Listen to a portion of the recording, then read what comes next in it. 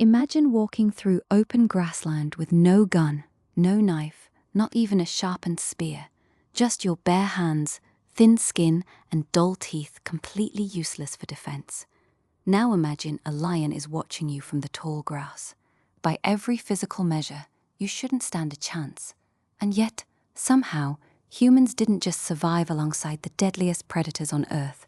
We eventually became the ones they learned to avoid. So how did a slow, clawless, fangless animal manage to outlast lions, saber-toothed cats, giant hyenas, and predators far more dangerous than anything alive today? Let's start with the obvious problem. Humans are physically terrible at fighting predators one-on-one. No claws sharp enough to tear flesh, no powerful jaw, no thick hide or armor.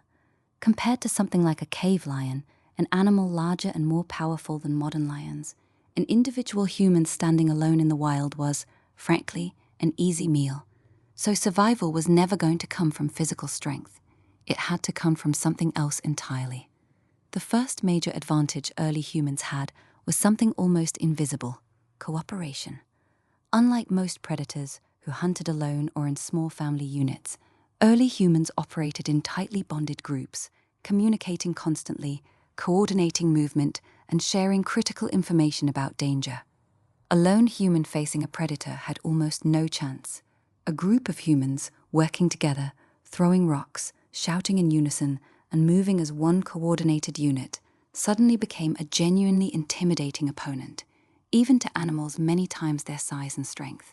This is where fire enters the story again, and its role here might be even more important than its role in cooking or warmth. Predators across nearly every species share an instinctive fear of fire. It's unpredictable, painful, and impossible to fight back against. Once humans controlled flame, they gained something almost no other prey animal on the planet had: a tool that could reliably keep even the most dangerous predators at a distance, especially at night, when most predator attacks occurred. But cooperation and fire only solved part of the problem. The deadliest predators weren't always visible threats charging in the open. Many were ambush hunters, striking from cover with terrifying speed. To survive this kind of threat, early humans developed something predators generally lack: sustained, communicated vigilance. Night watches, rotating shifts, warning calls, an entire early warning communication system built entirely on language and trust. A predator relying purely on instinct couldn't out-coordinate a group of humans actively watching, listening, and warning each other in real time. Then there's one of the most underrated human survival advantages of all: endurance. Humans are famously bad sprinters compared to most predators. A lion can outrun a human easily over a short distance. But over long distances, in open heat, humans have one of the most efficient cooling systems in the animal kingdom, thanks to widespread sweating and reduced body hair. This gave rise to a hunting strategy known as persistence hunting. Humans slowly, steadily chasing prey animals for hours, sometimes miles, until the animal overheated and collapsed from exhaustion. The same principle worked defensively too. Many predators rely on short, explosive bursts of speed. If a human group could avoid that first deadly encounter, sustained movement and group coordination often outlasted a predator's short-term aggression. Tool use accelerated all of this dramatically. Early stone-tipped spears meant humans no longer needed to get close enough for a predator to use its natural weapons at all. A thrown or thrust weapon extended a human's reach far beyond their physical body, turning a dangerously close-range confrontation into something survivable from a distance. Over tens of thousands of years, these tools evolved further: sharper points, better throwing weapons, coordinated group hunting techniques, steadily shifting the balance of power away from raw predator strength and toward human strategy. Perhaps most importantly, humans didn't just react to predator threats individually. They passed down survival knowledge across generations: which animals to avoid, which terrain was dangerous, which warning signs preceded an attack. This kind of cumulative inherited knowledge doesn't exist in the animal kingdom in anywhere near the same way. A lion learns from its own limited lifetime of experience.